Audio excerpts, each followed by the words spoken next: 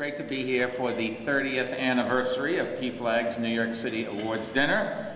30 years of making a difference and brightening the futures of lesbian, gay, bisexual, and transgender New Yorkers. And for that, I must give a big thanks to the incredible leadership of Drew, whose parents I've been friendly with for years, and Susan Ramos and Phyllis Steinberg. So congratulations.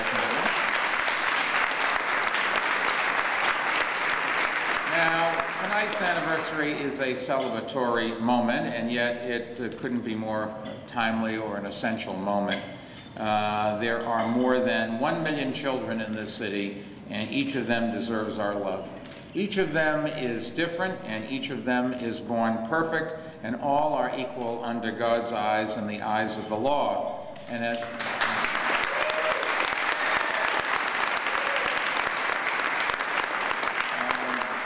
as the father of 2 daughters, I know that when we bring a child into the world or into our home, we do so with the certainty that nothing is as powerful as parents' love, and with the hope that we can protect them from everything.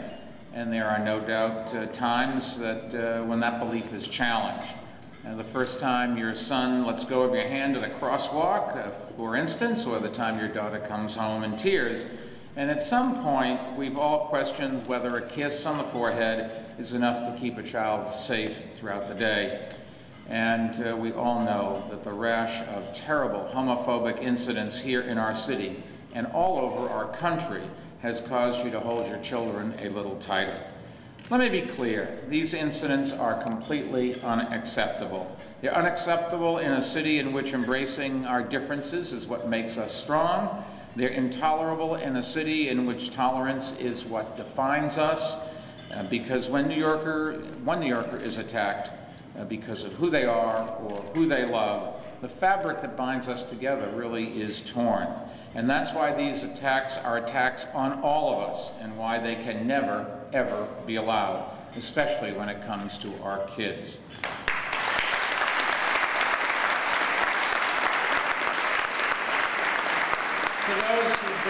For those who've been the target of bullying and bias, whether you happen to be in this room or in any neighborhood in the city, I say this: the city stands with you.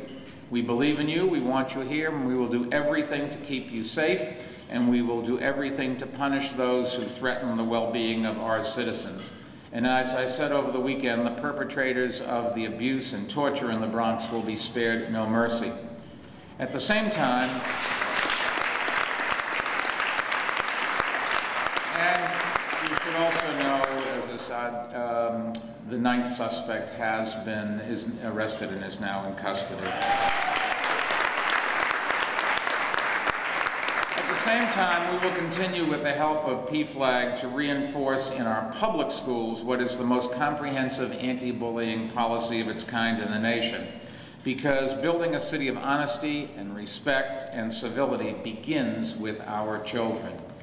The city's greatest strength is that it's always been diverse and open. And there are moments when that is challenged, when some argue for closing rather than opening our doors, for closing rather than opening our hearts.